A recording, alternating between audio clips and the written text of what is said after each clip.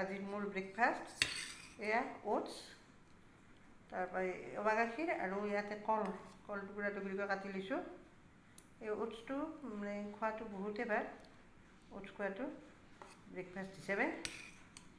ইয়াতে বহুত ফাইবাৰযুক্ত আহাৰ এইটো, আৰু ইয়াতে আইৰণ, ভিটামিন, কেলছিয়াম এইবিলাক পোৱা যায়, সেয়ে আমাৰ শৰীৰৰ বাবে অতি উত্তম। আৰু ইয়াক খাবলৈ হ'লে মানে কি কৰিব লাগে, প্ৰথমতে অলপ গৰম পানীৰে অ'টছটো অলপ ভিজাই থ'ব লাগে, মানে সিজি যোৱাকৈ।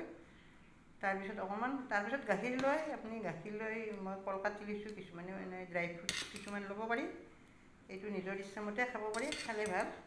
কিন্তু শ্ল'তে খাব ল'ব যে বেছিকৈ অলপ ল'লে বহুত ফুলি উঠে, ইয়াত অলপ কমকৈ ল'ব লাগে, তাৰপাছত ফুলি উঠি বেছি হৈ যায়।